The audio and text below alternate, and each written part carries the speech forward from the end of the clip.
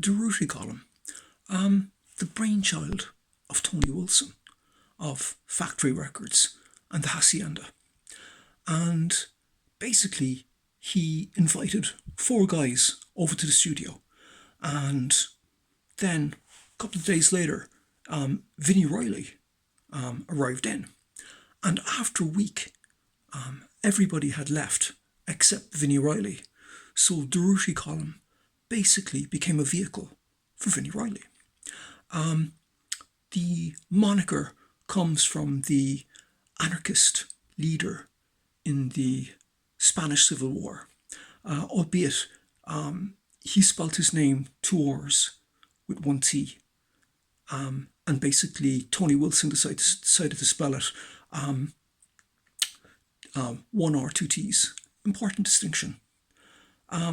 Vini Reilly himself was mainly a piano player, kind of pianist, kind of influenced by Satie, Debussy. He cited them, and but kind of clean guitar with a patina of delay, reverb, and modulation.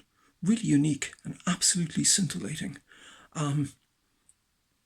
And basically he kind of first album, Return of the Durutti column, highly influential album, major influence on John Frusciante actually.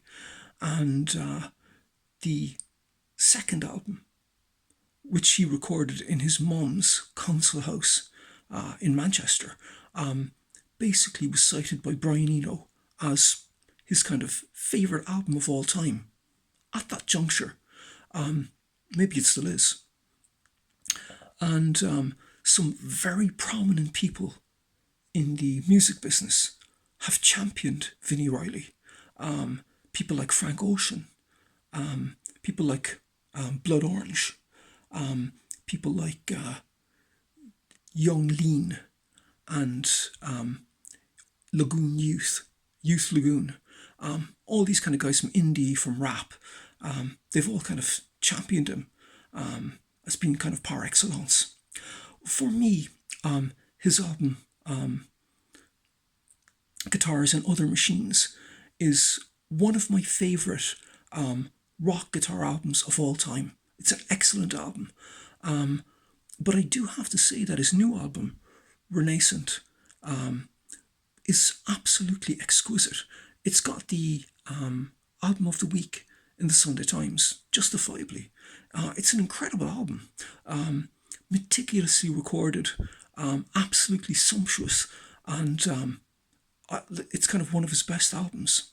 And ironically, in 24-Hour Party People, Tony Wilson was walking around and he had an apparition from God, actually. And God said to him, "Tony, you need to record the greatest hits of Vini Reilly." And he said, "Yes, God, I must." And this could very well be it, because for me, it's one of his greatest albums. But all his albums are, there's something of apotheosis on all his albums. They're quite amazing. The other thing about Vinny, he kind of used to use kind of fingerstyle playing. It's a kind of idiosyncratic system, like it's not coming from classical or anything like that. But again, it did influence people like John Frusciante. But he could also kind of, play with a pick and play with distortion, and quite incredibly, actually, like with incredible speed and facility. And again, John Frusciante has cited Vini Reilly as his favourite guitar player of all time. I would like to concur in a way with John, and I was a school friend of John in Musicians Institute. We were chums for the ephemeral period he was there. We were friends, and I would like to concur with John, but I would like to say that in my humble estimation, Vini Reilly is one of the best rock guitarists in the world. And again, he goes on. He's still playing, even though there was the kind of for Vinny tribute where they didn't where he didn't play, but a band kind of performed his repertoire. But Vinny was a darling of the BBC as well, and some BBC episodes on Vinny, and also he appeared on Culture, quite incredibly, just with a piano player and himself. And he did an incredible job. So Vini Reilly, again in my humble estimation, one of the best rock guitarists in the world, and the Durutti column, highly influential. Thank you very much for listening.